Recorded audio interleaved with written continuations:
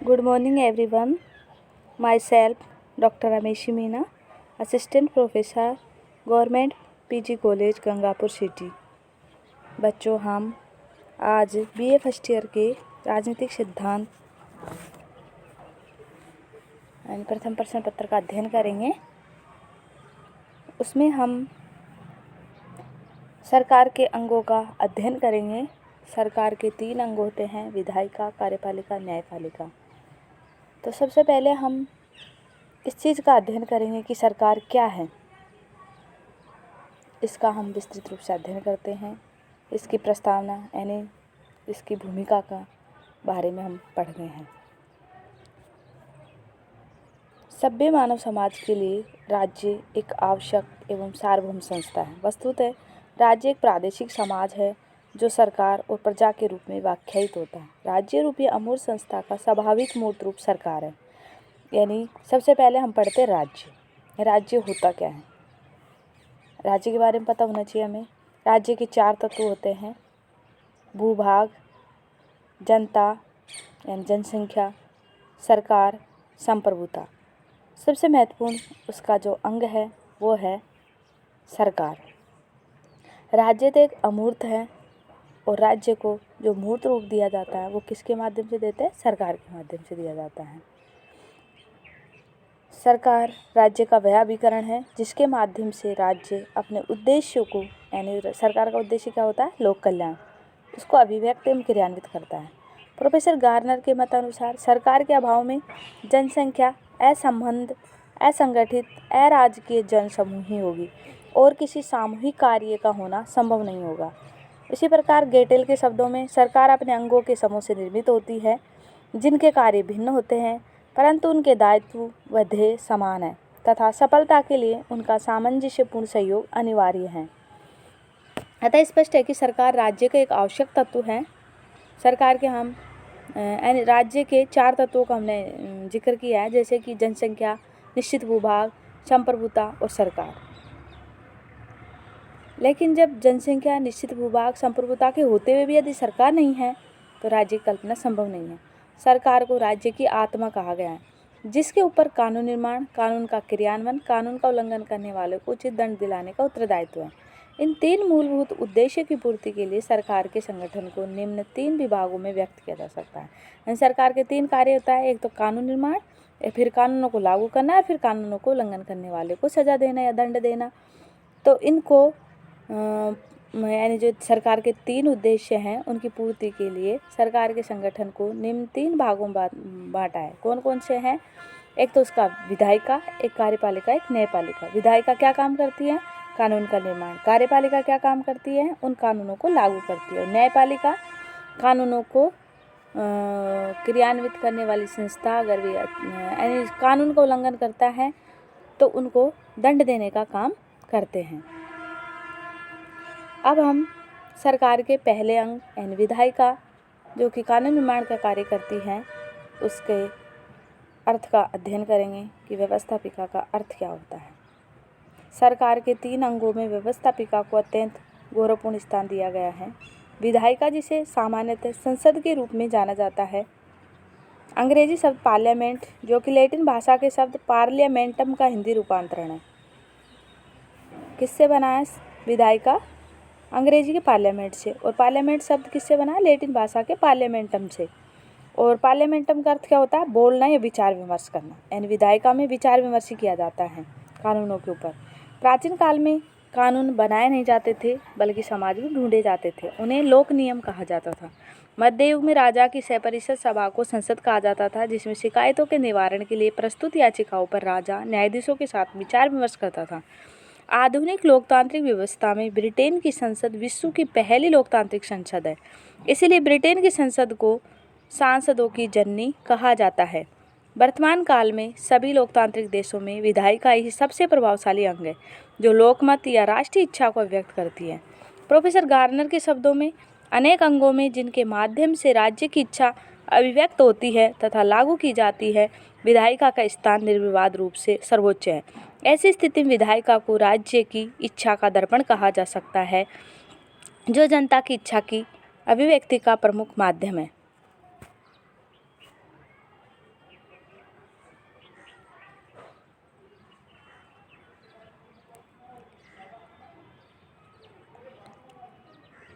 यह जनता की प्रतिनिधि सभा है जो लोकतंत्रीय शासन में समाज के साधारण नियमों को कानूनी रूप प्रदान करती है। व्यवस्थापिका कार्यपालिका की नियामक है। भारत में व्यवस्थापिका को संसद और संयुक्त राज्य अमेरिका में कांग्रेस, ब्रिटेन में पार्लियामेंट, जापान में डाइट कहा जाता है। अब हम व्यवस्थापिका के कार्यों का अध्ययन करेंगे।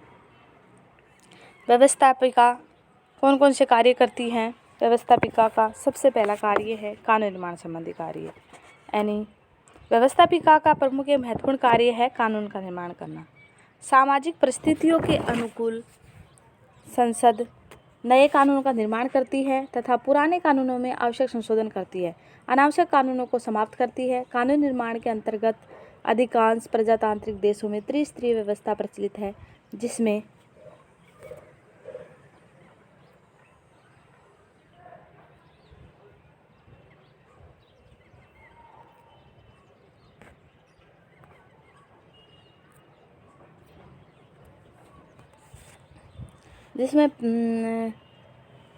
प्रथम वाचन, द्वितीय वाचन, तृतीय वाचन। प्रथम वाचन विधेयकों का प्रारूप तैयार कर संसद में प्रस्तुति, यानी विधेयक को तैयार करके और जो संसद में प्रस्तुति होती है वो प्रथम वाचन में होती है। द्वितीय वाचन में क्या होता है, जो विधेयक होते हैं उनके ऊपर समितियों द्वारा व्यापक विचार विमर्श होता है।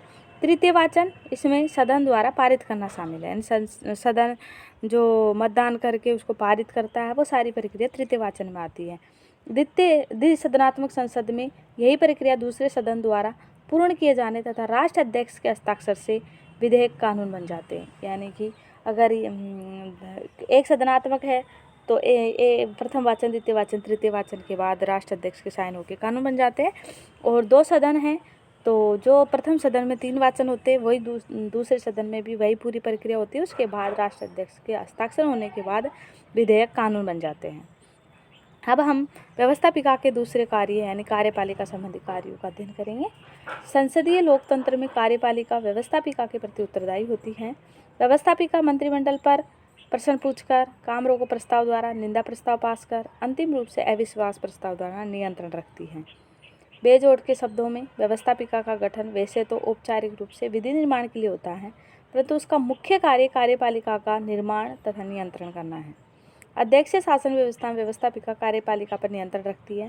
संयुक्त राज्य अमेरिका में राष्ट्रपति द्वारा की गई नियुक्तियां व संधियों के प्रस्ताव पर सीनेट का अनुमोदन आवश्यक है।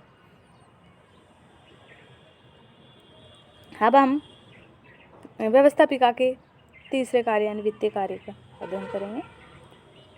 तीसरा काम है इसका फाइनेंशियल फंक्शन, यानी व्यवस्थापिका का केंद्रीय वित्त पर पूर्ण नियंत्रण होता है। व्यवस्थापिका की अनुमति के बिना कार्यपालिका जनता पर न तो कोई किसी प्रकार का कर लगा सकती है, न किसी प्रकार का व्यय कर सकती है। व्यवस्थापिका में प्रतिवर्ष आय व्यय का ब्यौरा प्रस्तुत किया जाता है। व्यवस्थापिका द्वारा ही राष्ट्रीय बजट पारित किया जाता है। कार्यपालिका द्वारा प्रस्तुत वार्षिक बजट से यदि व्यवस्थापिका सहमत नहीं होती है तो सरकार के अस्तित्व पर संकट खड़ा हो जाता है। व्यवस्थापिका महालेखा परीक्षक के प्रतिवेदन पर विचार करती है, यानी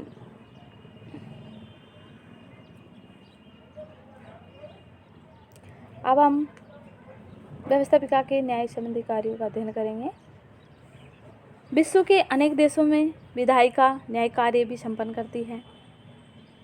इंग्लैंड में संसद विशेष अधिकार के मामलों पर चर्चा करती है।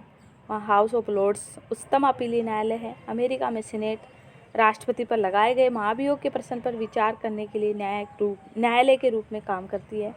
भारत में राष्ट्रपति, उपराष्ट्रपति और न्यायाधीशों के विरुद्ध लाए गए महाभियोग प्रस्तावों पर सुनवाई कर उन्हें अपने पद से हटा सकती है।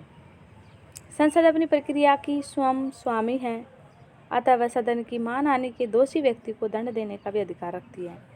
निर्वाचन संबंधी कार्य, विश्व के बहुत से देशों की व्यवस्थापिका निर्वाचन संबंधी कार्य भी संपन्न करती है। भारत में राष्ट्रपति, उपराष्ट्रपति, राज्यसभा के सदस्यों के निर्वाचन में केंद्रीय एवं राज्य विधानमंडल के सदस्य हिस्सा लेते हैं। फ्रांस तथा चीन में राष्ट्रपति संसद द्वारा चुना जाता है। स्विट्जरलैंड में सर्वोच्च कार्यपालिका पदाधिकारियों का निर्वाचन व्यवस्थापिका द्वारा किया जाता है। अब हम संविधान संशोधन संबंधी कार्यों का अध्ययन करेंगे। व्यवस्थापिका समय समय पर देश के संविधान को युगानुकूल बनाए रखने के लिए संविधान संशोधन कार्य भी संपन्न करती है। विभिन्न देशों में संविधान संशोधन की प्रक्रिया भिन्न भिन्न है। अमेरिका में संविधान संशोधन कांग्रेस के 2/3 सदस्यों द्वारा स्वीकृत होने के बाद 2/3 राज्य विधानमंडलों द्वारा पारित होना आवश्यक है। भारत में संविधान संशोधन की 3 विधियां हैं: साधारण बहुमत द्वारा, 2/3 बहुमत द्वारा तथा 2/3 बहुमत के साथ साथ आधे से अधिक राज्यों के अनुमोदन द्वारा। अब हम वैदेशिक मामलों संबंधित कार्यों की चर्चा करते हैं कि कैसे व्यवस्थापिका विदेश संबंधी कार्य करती हैं। विदेशों के साथ पारस्परिक राजनयिक कूटनीतिक संबंधों का निर्धारण भी करती हैं। युद्ध एवं शांति की घोषणा, विभिन्न संधि समझौते के कार्य यद्यपि कार्यपालिका द्वारा किए जाते हैं, किंतु उनका अनुमोदन व्यवस्थापिका द्वारा किया जाना आवश्यक है। व्यवस्थापिका अपने देश की विदेश नीति के निर्धारण में भी कार्यपालिका को सहयोग प्रदान करती है। अन्य कार्य हैं, इनके अलावा भी व्यवस्थापिका जो कार्य करती हैं वो हैं विभिन्न निगमों की स्थापना में कार्यपालिका को निर्देशित करती है। आयोगों एवं अधिकरणों द्वारा प्रस्तुत प्रतिवेदनों पर विचार कर निर्णय लेती है। भारत में राष्ट्रपति द्वारा की गई संकट काल की घोषणा को संसद की स्वीकृति आवश्यक है। संघीय ढांचे में राज्यों के पुनर्गठन का काम भी व्यवस्थापिका द्वारा किया जाता है। वस्तुतः व्यवस्थापिका सरकार का अत्यंत महत्वपूर्ण अंग है। कानून निर्माण के साथ साथ शासन की नीतियों एवं प्रस्तावों का विश्लेषण, समालोचना, पारित अथवा स्वीकृत करना तथा जन आकांक्षाओं को साकार करने की दिशा में सार्थक पहल करना उसका प्रमुख कार्य है। प्रोफेसर लास्की के शब्दों में संसद का वास्तविक कार्य प्रशासन की प्रक्रिया पर नज़र रखना है ताकि नागरिकों की निजी स्वतंत्रताएं सुरक्षित रह सके। अब हम व्यवस्थापिका के संगठन की बारे में अध्ययन करेंगे कि व्यवस्थापिका का संगठन कैसे होता है। 2 प्रकार की व्यवस्थापिका पाई जाती है, यानी एक सदनात्मक व्यवस्थापिका और द्विसदनात्मक। प्रजातांत्रिक शासन व्यवस्था के प्रारंभ में अधिकांश देशों में एक सदनीय यानी शुरू प्रजातांत्रिक देशों में प्रारंभ में तो एक सदनीय व्यवस्थापिका पाई जाती थी, किंतु धीरे धीरे यह अनुभव किया गया कि प्रथम सदन की शक्ति पर अंकुश रखने तथा प्रथम सदन द्वारा किए गए कार्यों पर पुनर्विचार करने के लिए विधायिका का द्विसदनीय होना आवश्यक है। यद्यपि व्यवस्थापिका के एक सदनीय अथवा द्विसदनीय होने का प्रश्न राजनीतिक विश्लेषकों में विवाद का विषय रहा है। एक और सर हेनरी मेन का कथन है कि किसी भी प्रकार का द्वितीय सदन अवश्य होना चाहिए। वही दूसरी ओर लास्की का मत है कि यह गलत है कि संघ की रक्षा के लिए दूसरा सदन कोई प्रभावी गारंटी है। आज अधिकांश देशों में द्विसदनीय प्रणाली प्रचलन में है। एक को प्रथम सदन, निम्न सदन, प्रतिनिधि सदन कहते हैं और जिनका चुनाव सीधे जनता द्वारा किया जाता है। भारत में इसे लोकसभा, इंग्लैंड में हाउस ऑफ कॉमन्स, अमेरिका में हाउस ऑफ रिप्रेजेंटेटिव कहते हैं। दूसरे सदन को उच्च सदन, द्वितीय सदन, वरिष्ठ सदन नाम दिया गया है। भारत में इसे राज्यसभा, इंग्लैंड में इसको हाउस ऑफ लॉर्ड्स तथा अमेरिका में सीनेट कहते हैं।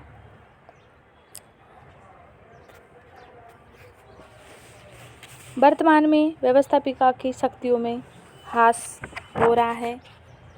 व्यवस्थापिका की शक्तियों में ह्रास क्यों हो रहा है, इसका हम अध्ययन करते हैं। 20वीं सदी के उत्तरार्ध एवं 21वीं सदी के प्रारंभ में दुनिया में अनेक क्रांतिकारी परिवर्तन हुए। इन परिवर्तनों का प्रभाव व्यवस्थापिका पर भी पड़ा। यद्यपि लोकतांत्रिक व्यवस्था में व्यवस्थापिका आज भी अपना महत्वपूर्ण स्थान रखती है, किंतु चिंता एवं तीव्रता के इस युग में व्यवस्थापिका अपने संगठन, कार्यप्रणाली, दलगत राजनीति के कारण कार्यपालिका की तुलना में कमजोर हुई है। वास्तव में संख्यात्मक दृष्टि से व्यवस्थापिका की शक्तियाँ बढ़ी हैं, किंतु व्यवहार में कार्यपालिका अधिक शक्तिशाली संस्था के रूप में उभरी है। व्यवस्थापिका की शक्तियों के ह्रास के लिए निम्नलिखित कारणों को उत्तरदायी ठहराया जा सकता है। अभी कारण है। पहला कारण है कार्यपालिका का बढ़ता प्रभाव। संसदीय शासन व्यवस्था में संसद का सत्र बुलाने, सत्र आयोजन करने, व्यवस्थापिका के लोकप्रिय सदन को भंग करने, बजट को प्रस्तुत करने, यहाँ तक कि राज्याध्यक्ष द्वारा किए जाने वाले भाषण का प्रारूप लिखने तक का कार्य मंत्रिमंडल के निर्देशन में होता है। अधिकांश विधेयक कार्यपालिका द्वारा ही प्रस्तुत किए जाते हैं। बहुमत के आधार पर कार्यपालिका की इच्छा अनुसार पारित हो जाते हैं। ऐसे में कानून निर्माण का वास्तविक कार्य व्यवस्थापिका की इच्छा के अनुरूप न होकर कार्यपालिका की इच्छा के अनुरूप होता है। दूसरा कारण है प्रदत्त व्यवस्थापन। प्रदत्त व्यवस्थापन संसार को स्विस लोकतंत्र की देन है, यानी स्विट्जरलैंड के लोकतंत्र से प्रदत्त व्यवस्थापन की व्यवस्था आई है। संसदीय व्यवस्था में यह प्रदत्त व्यवस्थापन कार्यपालिका को हस्तांतरित हो गया है। इसमें व्यवस्थापिका की कानून निर्माण की शक्ति सीमित हुई है। व्यवहार में कार्यपालिका ने कानूनों को प्रदत्त व्यवस्थापन के तहत बनाने लगी है। बजट पारित होने में महत्वपूर्ण सरकारी विधेयकों पर कार्यपालिका का अस्तित्व निर्भर करता है। इसलिए कानून निर्माण के कार्य का एक बड़ा काम व्यवस्थापिका के हाथ से निकलकर कार्यपालिका के हाथों में चला गया है और व्यवस्थापिका कार्यपालिका के हाथ की कठपुतली बन गई है।